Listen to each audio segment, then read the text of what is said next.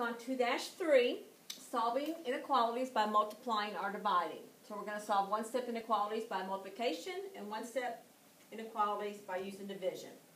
Okay, so our property of inequality with multiplication and division. And remember, they work for all inequality symbols. So if you add something to the left and right side, you're not changing the value of that inequality. And if you use division, divide both sides by something, you're not changing the value of that inequality. Okay. All right, I don't know why that's already on there. So, when we want to solve for this inequality, we need to divide both sides by 7. When you do that, you get x is greater than -6. So when you graph it, it's going to be an open circle. We are not including -6 in our solution set, and x is greater. So it's all real numbers to the right of -6.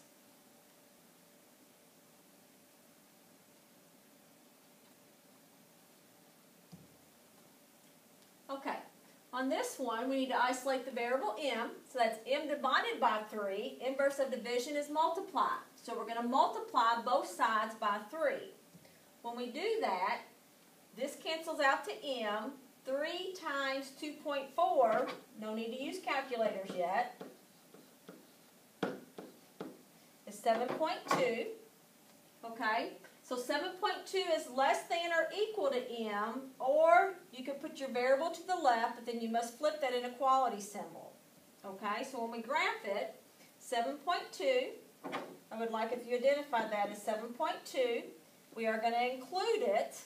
So 7.2 is less than or equal to m. So that's saying that your solution set of real numbers is greater than 7.2. Or m is greater than or equal to 7.2. Make sure you're solving the inequality and that you're graphing it. Okay, now we have 3/4 r less than 12. So instead of dividing by 3/4, we're going to multiply both sides by the reciprocal. When we do that, this side cancels out to r. And over here, guys, you can do your cross simplify. So 4 times 4 is 16. So r is less than 16.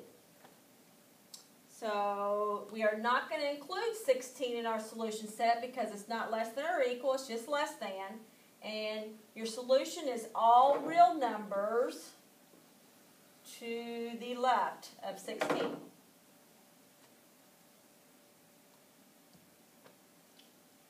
Alright, now we're going to solve the inequality and graph the solution. Okay, so same thing. We've got our variable q. Inverse of multiplication is division. So we're going to divide both sides by 5. And we're going to get a -10 is greater than or equal to q. Alright, so -10 is greater than or equal to q. So if it's greater than, your solution set is all real numbers to the left. Alright, if you want to rewrite that, flip your inequality symbol. Q is less than or equal to -10.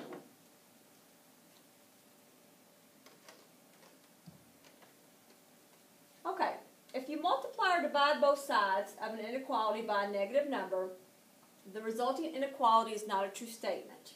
You need to reverse the inequality symbol to make the statement true. This means there's another set of properties of inequality for multiplying or dividing by a negative number. So I want to explain to you all what that means.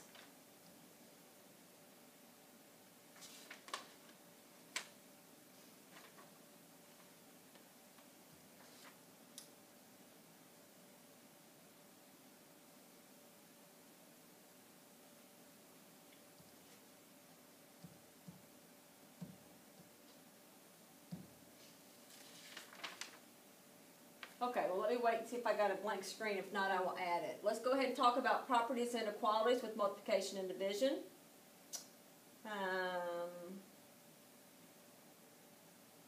Actually, I do want to show it to you, so let me back this up. And let me add a slide here real quick.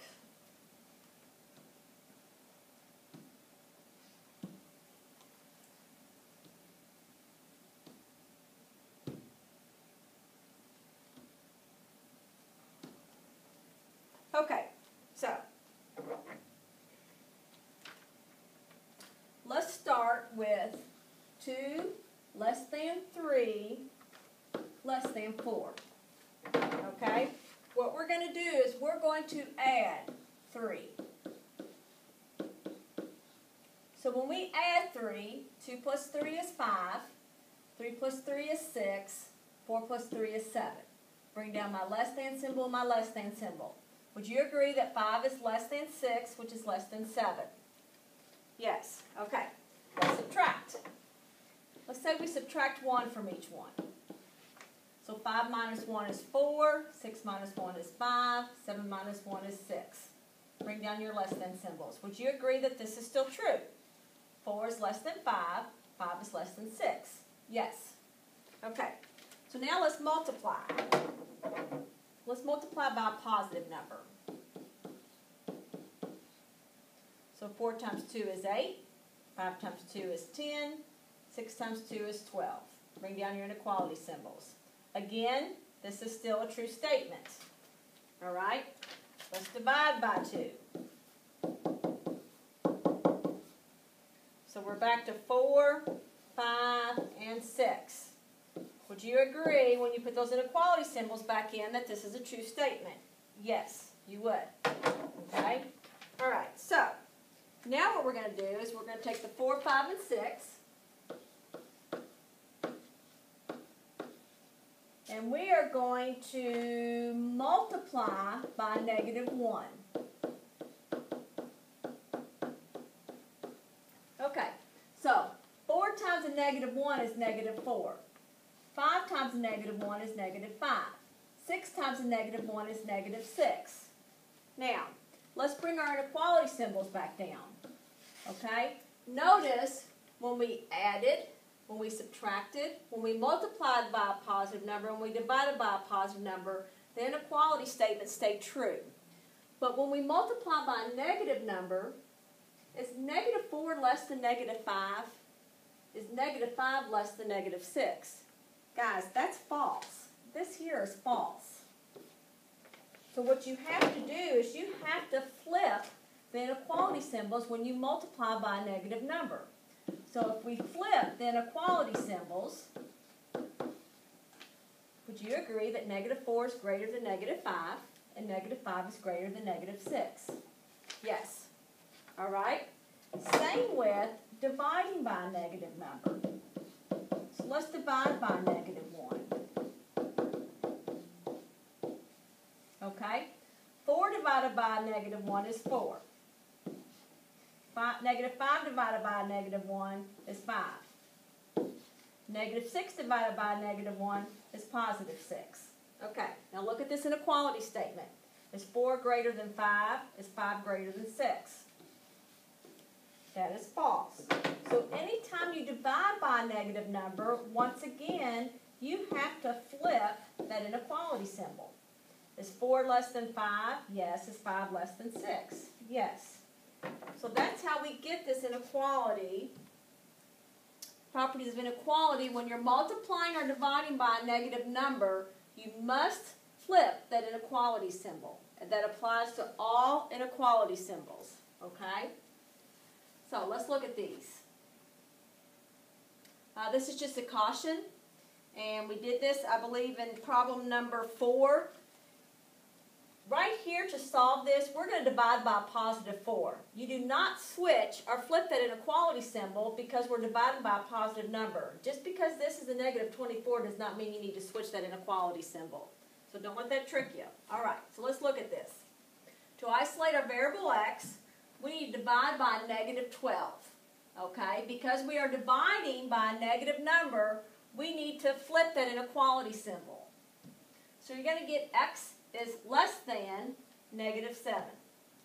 When you graph that, open circle, going to the left. Okay, so let's check this one.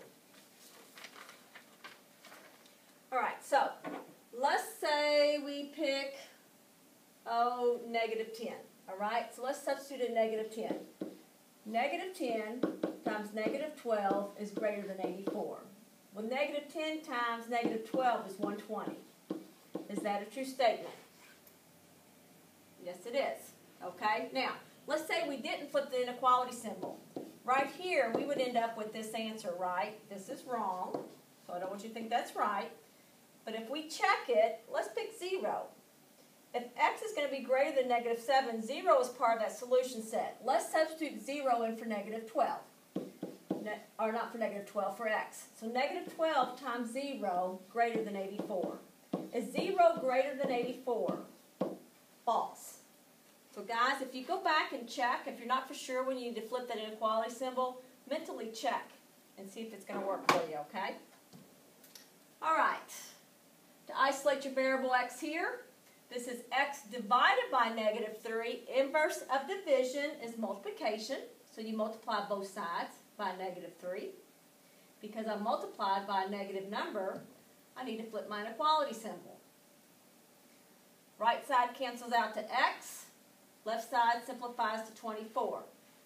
Now, you can graph this by this statement. 24 is greater than or equal to x. 24 is greater than or equal. Equal means close. Greater than means your solution of real numbers goes to the left.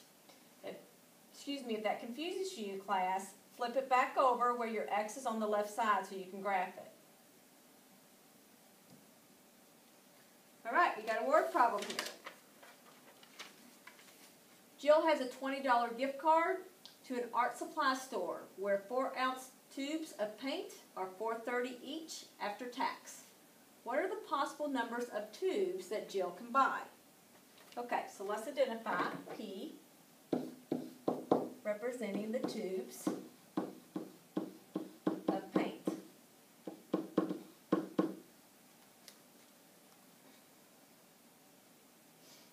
Okay, so she has a $20 gift card.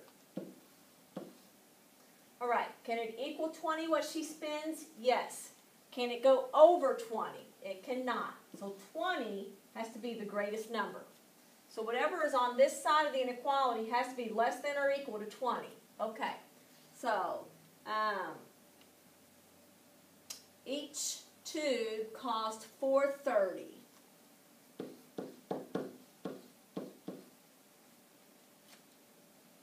Okay, so we need to solve for P. We're going to divide both sides by 4.30. Okay, so 20 divided by 4.3. All right, so I'm going to say it's going to go in about 4 times.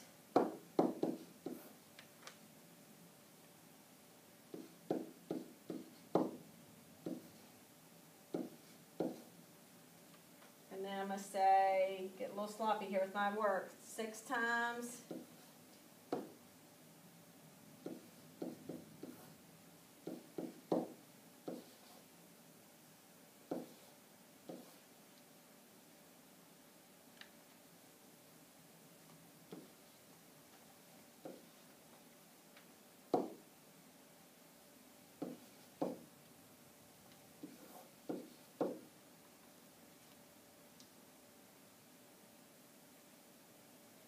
Okay, I think that's good enough. So we have 4.65. Okay, can you buy 4.65 tubes of paint? I don't think you can you? So, when we write our solution to this, guys, Jill can buy, she doesn't have to buy any, she can buy 1, 2, 3, up to 4 tubes of paint. So here's my answer now. Why can't I go to 5? Does she have enough money to buy 5? She doesn't. You can't round this up to 5 because she only can buy, without going over 20, 4.65. So you got to round down. She's going to get some change back. The most you can buy is 4 there. All right. And that's it for this lesson. Y'all have a good one, and I'll see you tomorrow.